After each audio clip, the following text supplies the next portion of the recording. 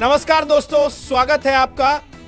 आज है 4 दिसंबर 2025 और आज बहुत अहम दिन है हमारे लिए, क्योंकि आज सुप्रीम कोर्ट में ड्रीम 11 और अन्य ऑनलाइन गेमिंग कंपनियों की सुनवाई है। चलिए देख लेते हैं कि आज क्या क्या हो सकता है और इससे हमारे फैंटेसी गेमिंग इंडस्ट्री पर क्या असर पड़ने वाला है। भारत में हाल ही में लिया गया promotion and regulation of online gaming act 2025 प्रोगा इस कानून ने ऑनलाइन पैसे वाले गेम्स, मनी गेम्स, जिसमें फैंटेसी स्पोर्ट्स भी शामिल थे, को बैन कर दिया है। इस बिग बदलाव के बाद ड्रीम 11 जैसे प्लेटफॉर्मों की कमाई, यूजर बेस और उनकी ऑपरेशन मॉडल पूरी तरह प्रभावित हो गए। इसीलिए कई कंपनियों और खिलाड़ियों ने इस नए कानून की संवैधानिक वैधता पर चुनौती दी।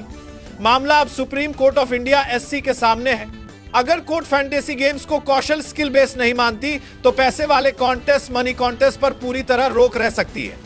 वहीं अगर कोर्ट फैंटेसी गेम को स्किल बेस्ड ही ठहराती है तो ड्रीम 11 जैसे प्लेटफॉर्मों को फिर से ऑपरेटिंग राइट्स मिल सकते हैं, जो भारतीय ऑनलाइन गेमिंग के भविष्य के लिए बहुत बड़ी राहत होगी।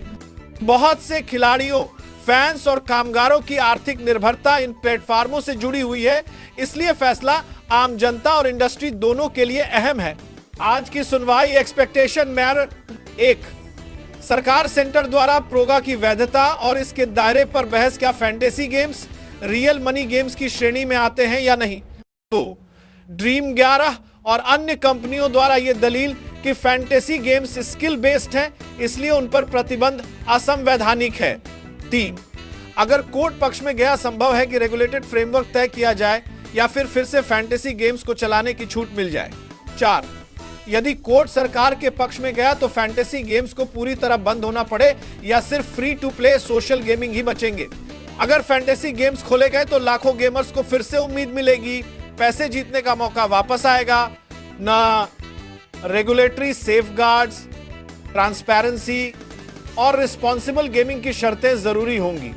यदि बंद रहे तो खिलाड़ियों को अल्टरनेटिव ढूंढने होंगे, लेकिन साथ ही रिस्क भी कम होंगे, जैसे addiction, financial loss, closing, what to watch out for. तो दोस्तों, 4 दिसंबर की सुनवाई न सिर्फ ड्रीम 11 या एक कंपनी का मामला है, बल्कि पूरे ऑनलाइन गेमिंग इंडस्ट्री का भविष्य तय करने वाली सुनवाई है। अगर फैसला हमारे पक्ष में हुआ तो फैंटेसी गेम्स एक नई शुरुआत कर सकते हैं।